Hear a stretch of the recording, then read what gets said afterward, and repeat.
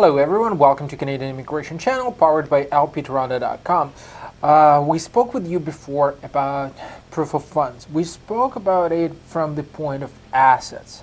Now I would like to touch the base on liabilities. So here's what I mean.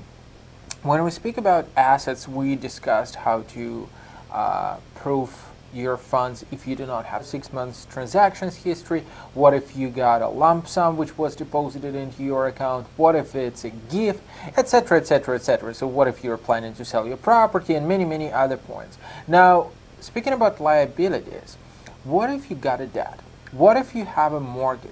What if you got a credit card debt? How to deal with this circumstance? Because whenever you're proving your funds, whenever you're proving your assets available for you to immigrate to Canada, obviously these assets have to be pure, I would say. So that is your current assets minus your current liabilities, and that should come up to the amount of money available for you to resettle to Canada. Now, probably the most difficult one would be mortgage, because say, what if you got a $500,000 mortgage? Obviously, most of you will not have enough assets to cover these liabilities, and at the end of the day, your liabilities would significantly exceed the amount of money which you have in your banking account. Therefore, frankly speaking, you do not have enough funds to prove to immigration that you can actually relocate to Canada.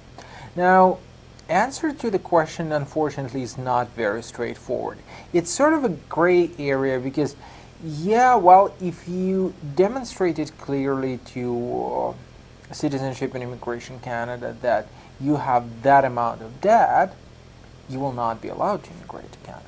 But at the same time, you're clearly asked to provide bank statement. You're clearly asked to provide 6 months of your transaction history from the bank. You're not asked to provide your mortgage documents. You could actually act and go, I would say, left or right. So option number one on the table for you is not to disclose to immigration authorities. And obviously, I'm not advising to do this. It would be solely your responsibility, but speaking about it, well, immigration authorities, they just cannot, using the standard typical available tools for every immigration officer, verify whether you have or have no mortgage. Besides, I mean, what can you do with this mortgage later on? Either you would be continuing paying it if you got assets from back home, if you got, say, income from back home, you could rent it out, for example, or you will sell it later on. Or you could liquidate your property when you got your invitation to apply. So within those 90 days which are given to you to prepare all the documents, you may decide to liquidate your property. And I have clients who said, well, we will sell our apartment, we will sell our house, and we will do it the proper way. So it's entirely up to you how you would decide to go. Obviously, my advice would be to go the legal way, to the proper way, but as I said, it's your decision how you would want to play around it.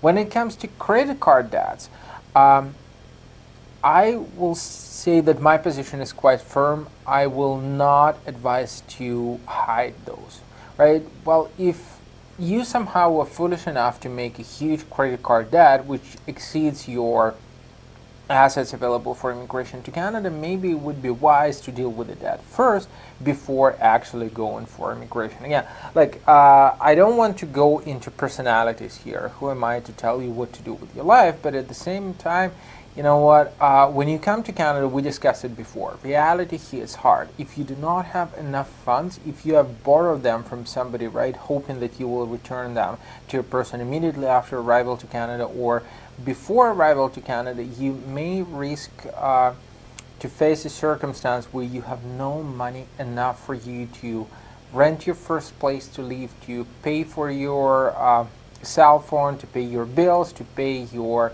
living expenses. So do not jeopardize your immigration, do not put yourself at risk, and obviously not just you, your family as well. So maybe the right time doing this would be a little bit later, 6 months, 7 months down the road. Nothing significantly will probably happen. So take your time, make sure that you got enough assets. I hope this video helps. If you got comments, if you want to discuss your circumstances personally, feel free to drop us a line, send us an email, and we'll try to help you out.